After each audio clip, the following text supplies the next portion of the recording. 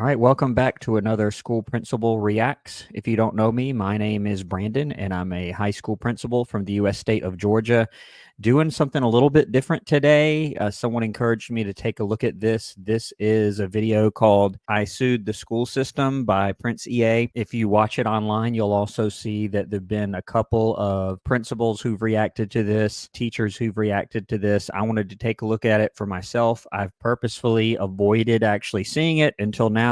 So I'm going to be reacting to this here with you. If you're new to the channel or you like my content and you haven't subscribed, please subscribe to the channel. Let's go ahead and take a look at this. Albert Einstein once said, "Everybody's a genius, but if you judge a fish by its ability to climb a tree, it will live its whole life believing that it is stupid." Yeah, so right off the bat, I have a reaction. Yeah, there's a famous graphic that I'll put here. It's often shown when people talk about standardized testing and other things. The guy here says, for a fair selection, everybody has to take the same exam.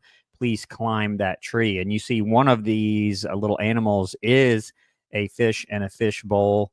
And he, I'm guessing, is going to be going into how some elements of either testing or other things holding people to the same expectations no matter what is somewhat unfair. And there is something to that because everybody is different. And so the best teachers that I've ever known really go a long way to differentiate. In other words, you're trying to meet the needs of all your different students who have drastically different learning styles and are just very different in the way that they learn, and you're trying to meet those needs. But let's see where he takes this here. Ladies and gentlemen of the jury, today on trial we have modern day schooling. Glad you could come. Not only does he make fish climb trees, but also makes them climb down and do a 10-mile run. Tell me, school, are you proud of the things you've done? Turning millions of people into robots. Do you find that fun?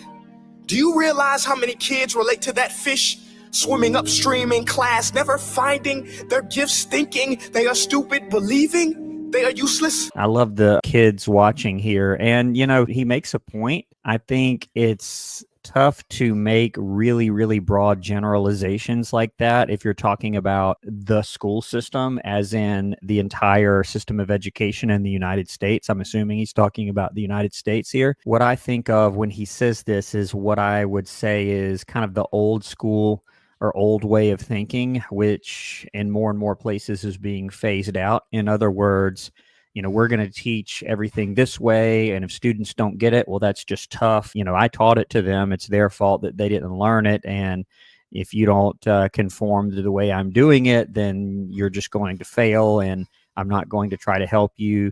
I have seen, unfortunately, teachers in the past do that in schools that kind of had that attitude. What he's talking about here, or what he's saying does and has happened, where of the utmost importance is a sort of conformity. Of course, everybody has to obey the school rules and be safe. I don't think that's what he's talking about here, though.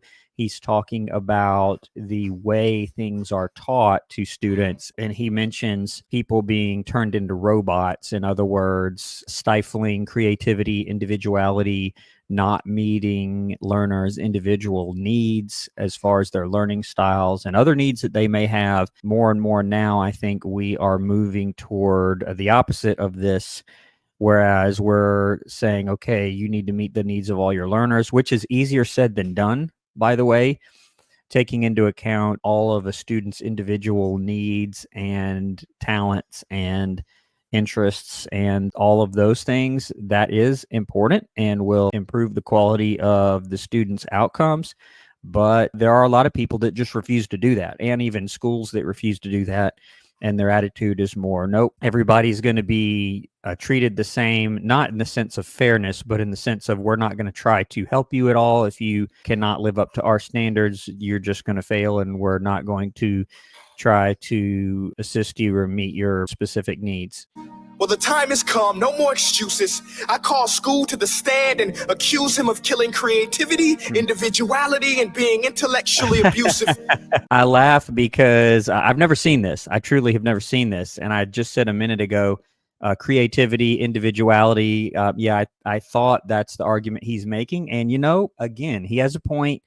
I think there are many schools that do that. I think there are just as many schools that do not, that really foster that creativity, individuality, meeting students' individual needs, with the metaphor of the goldfish here, students being asked to do things that they cannot possibly do because they're not built for that, and so they think they're dumb. But I didn't know he was going to go there. Let's see what happens next when the school takes the stand here. Institution that has outlived his usage. So, Your Honor, this concludes my opening statement, and if I may present the evidence of my case, I will prove it. Proceed. Exhibit A. Here's a modern day phone. Recognize it? Here's a phone from 150 years ago. Big difference, right? Stay with me. Here's a car from today. And here's a car from 150 years ago. Big difference, right? Well, get this. Here's a classroom of today. Okay, here we go. Here's a class we used 150 years ago. Yep. All right, so if you've seen my other videos, there was an episode of Hey Arnold that I did where the teachers put the desks in a circle facing each other because you get more engagement, more student interaction, more creativity, as he says, and just more collaboration working together. Now, does that mean that students can't learn if they're in desks that are in straight lines? Well, no, but I think that more modernized teaching techniques really promote that sort of engagement, and that students need to work together and not just sit and listen to the teacher and take notes and listen to their lecture. That is a very antiquated approach to education. And in some schools, that is still what happens. You sit down, you listen to an hour-long lecture, and you take some notes, and then you're tested on that at some later point. But more modern teaching techniques that are research-backed and are shown to be effective with students are not this way. He is right. I mean, I have seen classrooms from, the turn of the century, and that's how they are. And many classrooms are like that today, but there are just as many that aren't, because many teachers and principals have realized, hey, maybe we shouldn't do this anymore. Now, can you get that kind of engagement with desks in straight lines in the little picture that he showed? Yeah, you can, but it depends on the teacher and what kind of effective strategies that they use. And many of the most effective teachers I have found do lay their room out a little bit different, either in a circle, or I've seen a big rectangle. I've seen small groups, 4 or 5 desks that are clustered together facing each other so that students can talk to each other. But yeah, he does have a point here. Now, ain't that a shame? In literally more than a century, nothing has changed. Yet you claim to prepare students for the future? But with evidence like that, I must ask, do you prepare students for the future or the past? I did a background check on you and let the record show that you were made to train people to work in factories, which explains why you put students in straight rows, nice and neat, tell them sit still, raise your hand if you want to speak, give them a short break to eat, and for 8 hours a day, tell them what to think. Yeah, some of this is true here. It's interesting if you go back and learn the history of education just in general. Public education has not been around for all that long. What I mean is, prior to the early 20th century, you did not go to school unless you paid to go to school. There was really no such thing as free public education for a long, long time. So I don't know the exact year, but I know it was around the turn of the century or the late 19th century where you started to see in pockets areas that would offer free education where the government would pay for people to go to school, at least up to a certain age, maybe not all the way through high school. But now we just sort of take it for granted that everybody goes to school for free. And it's truly a wonderful thing, but it hasn't been around all that long. Before 125, 150 years ago, you didn't go to school unless you paid. If you didn't pay to go to school, if you couldn't afford it, you just didn't go to school. You just learned what you could in other ways. And he mentions the schedule and sit down and be quiet and raise your hand. I don't know if that's the product of factory style preparation or lifestyle. You need classroom procedures. You have to have control of the class, and sometimes that's easier or harder depending on the school culture and the students themselves. In that area, I think you do what is least restrictive. In other words, you do what you have to do to maintain control and be able to facilitate your lessons. But I've seen it go the other way too. I think what he's talking about is teachers who are just so harsh that, they don't want to hear you. They don't want you to chime in, just sit there and be quiet and listen to me. That is very much what I referred to earlier as the old way. I see that less and less now. It's still there. It's still there because I have seen it some in the recent past, but the most effective teachers realize that that's not really going to be all that productive, and you need students to talk and talk to each other about the content, not be disruptive, of course. I don't think that's what he's talking about. Students do need to talk to each other, discuss, collaborate, and that is noisy, and that's okay. As long as it is productive. Noise in a classroom by itself isn't a problem, especially if it's productive and people are collaborating and working together and learning. Now, if it's just flat out disruptive and not productive, that's a little different. To get an A letter which determines product quality, hence grade A of meat. Back then, times were different. We all have a past. I myself am no Gandhi. But today, we don't need to make robot zombies. The world has progressed. And now we need people who think creatively, innovatively, critically, independently. Yeah, I totally agree with him here. I agree with everything he's saying. I think some of it has really kind of faded away in most areas, but he's right. I mean, he's right about the old style of teaching that you do still see in some places, not everywhere. I think more and more that's fading away. And he is absolutely right about wanting students to have the ability to think creatively and innovate, because I mean, that is where good ideas come from. That's where new inventions come from. That's where totally new ways of doing things come from, is an idea. And you don't get that if you don't learn to think with a problem-solving attitude, think creatively, think out of the box. That is what we need. I totally agree with him on that. See, every scientist will tell you that no two brains are the same. And every parent with 2 or more children will confirm that claim. So please explain why you treat students like cookie cutter frames or snapback hats, giving them this one-size-fits-all crap. Watch your language. Sorry, Your Honor. But if a doctor prescribed the exact same medicine to all of his patients, the results will be tragic. So many people would get sick. Yeah, true. So he mentions this cookie cutter one size fits all on a large scale. I think you have no choice but to do that. And what I mean is things like state graduation requirements of an entire state, or the curriculum that a school district is going to use across their county, which could be a huge number of students. I don't know that you could run a school district or a school effectively if you allowed that much individual choice. It really comes down to the teachers. And that's why the quality of the teacher in the classroom is so important and so valuable, because that teacher has the power to really individualize the student's experience and to cater to each student's learning needs. And so teachers are typically trained on how to differentiate in that way. In other words, enrich the content and the complexity and the level of thinking for those students that are already blowing it out of the water, and then finding ways to connect with those that may be struggling and remediate, or just simply offer more choices for students that may have different learning styles. But as far as the cookie cutter comment that he made, I mean, you have to create a system where students take certain courses, or have at least the options within a framework to take courses that they will need to graduate. I mean, you have to have your maths and your sciences, but I don't think that's what he's referring to here. I think a lot of what he's talking about is really in the classroom, and the best teachers that I've known do a great job at that, at really individualizing it for students and allowing them to be creative. School, this is exactly what happens, this educational malpractice, where one teacher stands in front of 20 kids, each one having different strengths, different needs, different gifts, different dreams, and you teach the same thing the same way? That's horrific. Ladies and gentlemen, the defendant should not be acquitted. This may be one of the worst criminal offenses ever to be committed. And let's mention the way you treat your employees. Objection.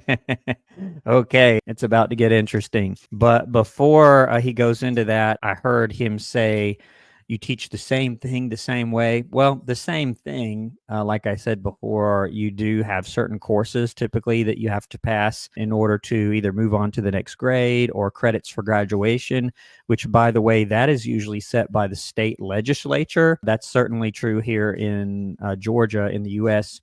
where the state legislature says, okay, these are the things that school districts must require in order to award a high school diploma. And unfortunately, we can't control that.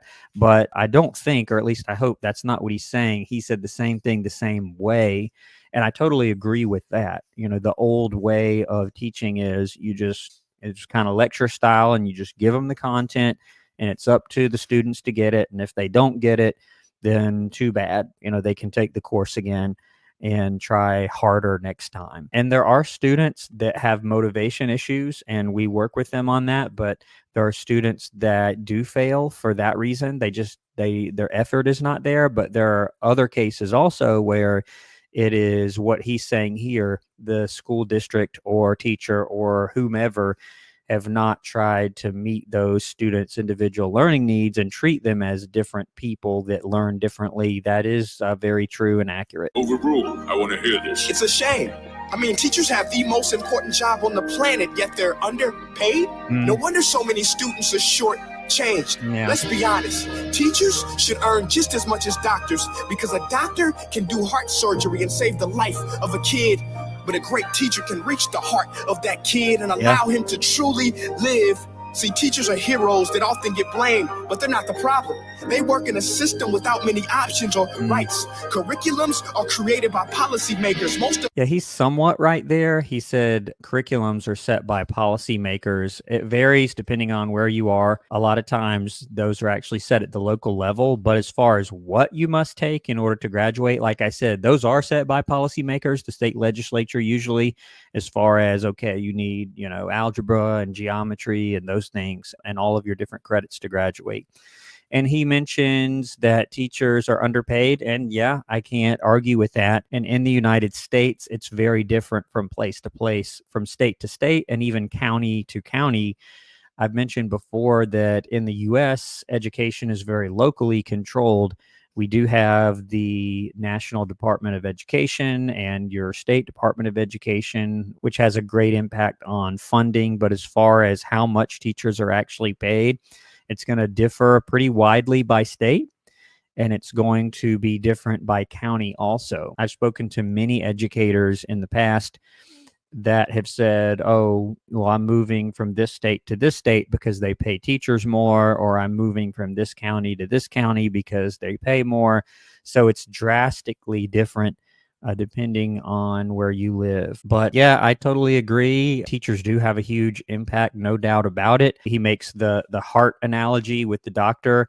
Yeah, truly. I myself have seen students that I've worked with really turn themselves around, and I've seen other people work with students and really get them to turn themselves around in a number of different ways. Which have never taught a day in their life, just obsessed with standardized tests. They think bubbling in a multiple choice question will determine success. That's outlandish. In fact, these tests are too crude to be used and should be abandoned. Yeah, that's another hot button issue, standardized testing. And I don't mean to just blame everything on the legislators, but this is a fact. I mean, that comes from our legislature also, and our state Department of Education, that says, hey, you must offer these particular assessments, and we are going to judge you on those assessments as far as the quality of the learning that's happened. And, what is assessment? Assessment is really just finding out what the students know and what they're able to do. Did they learn or did they not? And I do think it's important to do that. But over time, in a lot of places, standardized testing has become a really high pressure, high stakes thing that has really made it more controversial than it otherwise would be.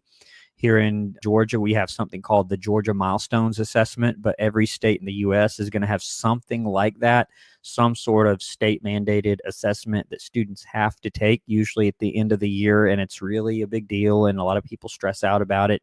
And I do think it does take on some negativity because of that pressure.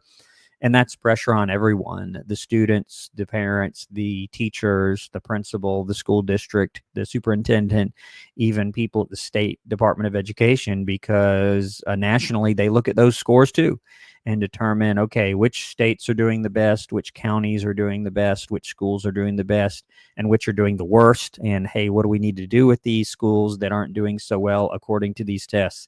So, I mean, he's not wrong here as far as the pressure and stress that often accompanies this standardized testing. I reacted to an episode of The Simpsons that was all about standardized testing. Check it out if you haven't seen it. But let's keep going here. Don't take my word for it.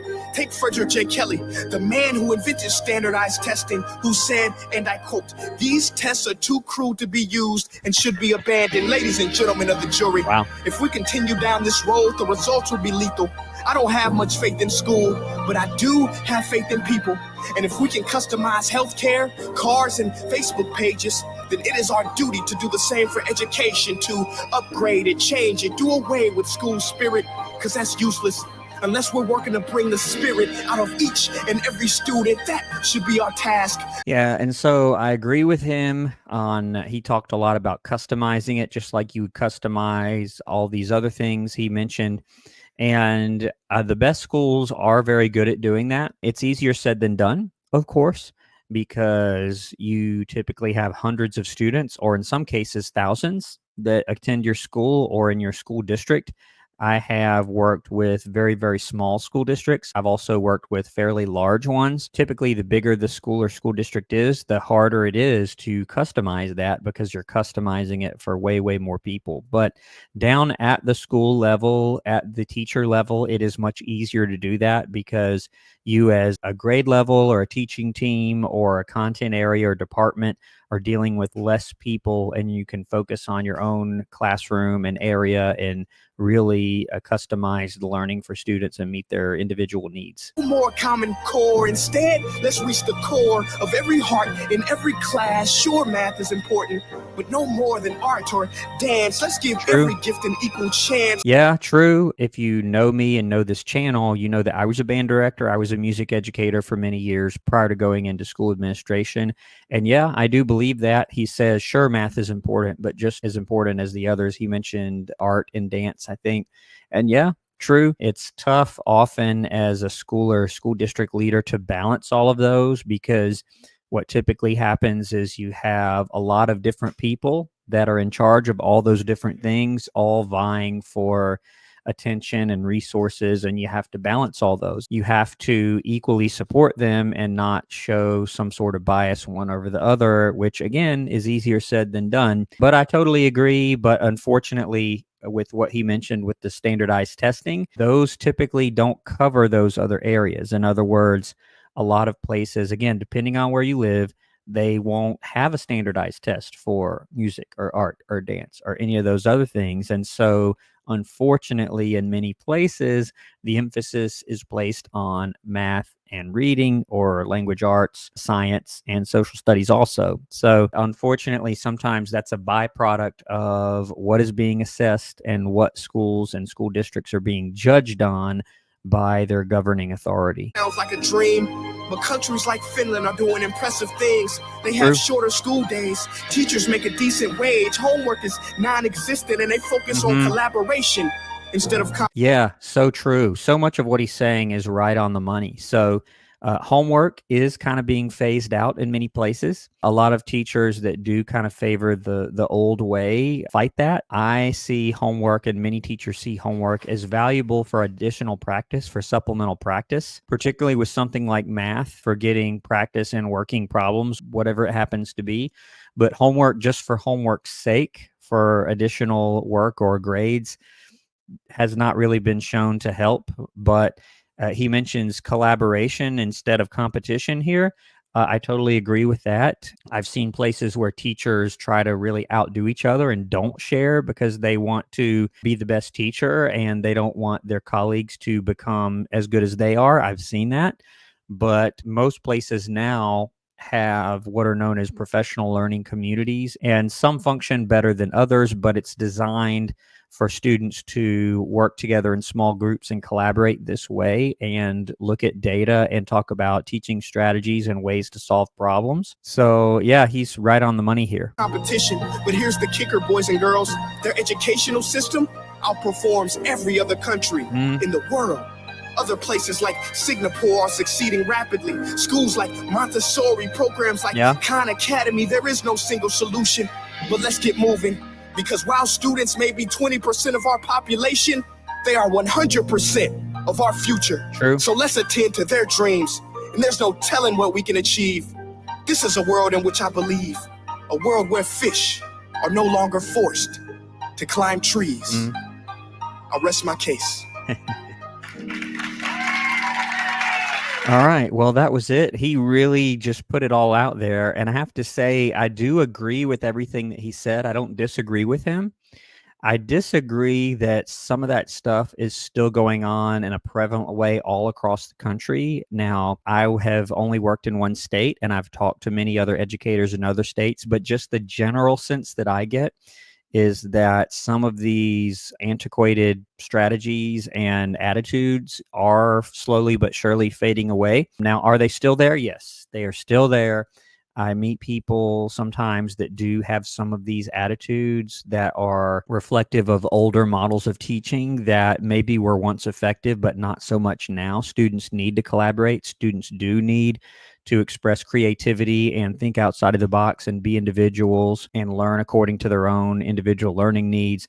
The best teachers that I've worked with do that. And a lot of school leaders and school districts, they know these things, and so they're trying to change. But large scale, wholesale change is very difficult because you're dealing with so many different people, so many educators that are used to that old way and have trouble changing. And as far as the students go, there are just so many of them. He mentions they all have their individual characteristics, but all of what he said is true. Some of it's easier said than done, of course, but that's okay. If it was easy, we wouldn't need training and professional development and advanced degrees and things like that. If it was easy, we wouldn't need those things. But he is right. I didn't hear anything he said that was wrong. Some of what he said is not quite so prevalent anymore. And then some of what he said, yeah, I do agree with. And we are working on changing that every day and making it better for students. I'm going to end the video here. If you're new to the channel, I hope you enjoyed this video. If you're not new to the channel, I hope you enjoyed this video.